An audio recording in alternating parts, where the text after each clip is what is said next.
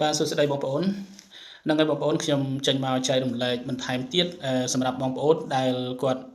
ផលិតវីដេអូខ្លីៗនៅក្នុងបណ្ដាញសង្គមណាបងប្អូនណា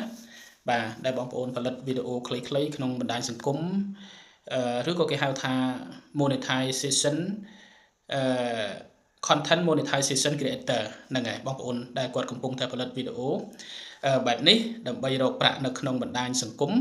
គឺបងប្អូននៅក្នុងកលៈទេសៈនេះបងប្អូនអាចបន្ថយក្នុងការបង្ហោះណាបងប្អូនណាបង្ហោះក៏បង្ហោះចុះប្រចាំថ្ងៃដើម្បី active វីដេអូដើម្បី active page Facebook របស់យើងជាប្រចាំថ្ងៃជាទម្លាប់របស់យើងហ្នឹងគឺអត់អីទេបាទវាមិនប៉ះពាល់អីទេក៏ប៉ុន្តែការបង្ហោះបង្ហាញនោះគឺត្រូវតែជាការបង្ហោះបង្ហាញមួយដែលយើងផ្ដោតអារម្មណ៍ទៅលើការខ្វល់ខ្វាយរឿងប្រទេសជាតិមាតុភូមិរបស់យើងជាចម្បងណាបងប្អូនណាបាទអញ្ចឹងបងប្អូនធ្វើបានតែកម្រិតហ្នឹងគឺល្អហើយបាទជាពិសេសគឺបងប្អូនដែលធ្លាប់តែលេងកំ pl ុកកំ pl ែងបង្ហោះនៅក្នុង page របស់បងប្អូនក៏បងប្អូនអាចបន្ថយដើម្បីចូលរួមរំលែកទុក្ខជាមួយនឹងបងកងទ័ពដែលគាត់បានពលីដើម្បីជាតិមាតុភូមិរបស់យើងទី2គឺជាការចូលរួមរំលែកនៅសេចក្តីទុក្ខសោកវេទនាការលំបាកវេទនារបស់បងប្អូនជនភៀសទាំងឡាយដែលគាត់បាននឹងកំពុងតែភៀសខ្លួនចេញពីតំបន់ដែលក្តៅតំបន់សង្គ្រាមហ្នឹងបាទដូច្នេះកុំឲ្យគេថាបងប្អូនអ្នកផលិតវីដេអូអត់មានគិតរឿងជាតិរឿងមាតុភូមិរឿងទឹកដីអីទេគិតតែរឿងផលិតវីដេអូកំ pl ុកកំ pl ែងដើម្បីតម្រូវការទៅលើ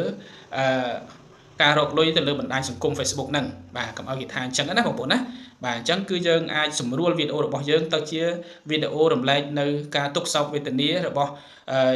គ្រួសារពលីណាគ្រួសារដែលបងប្អូនមានកងទ័ពពលីមានកូនចៅជាកងទ័ពពលីឬក៏ចូលរួមរំលែកនៅសេចក្តីទុក្ខវេទនាលំបាកជាមួយនឹងបងប្អូនជនភៀសរបស់យើងទាំងអស់គ្នាណាបងប្អូនបាទដូច្នេះយើងធ្វើបែបនេះគឺបង្ហាញថាយើងមិនខ្វល់ខ្វាយតែរឿងជីវភាពរឿងផ្ទាល់ខ្លួនតែមួយមុខទេគឺយើងខ្វល់ខ្វាយទាំងអស់បាទទាំងប្រទេសជាតិទាំងមាតុភូមិបាទទាំងទឹកដីហើយនឹងក៏យើងខ្វល់ខ្វាយទាំងការរកទទួលទានប្រចាំថ្ងៃទាំងអស់គ្នាដែរអញ្ចឹងណាបងប្អូនបាទបងប្អូនធ្វើចំណុចនេះឲ្យបានគឺมันមានការ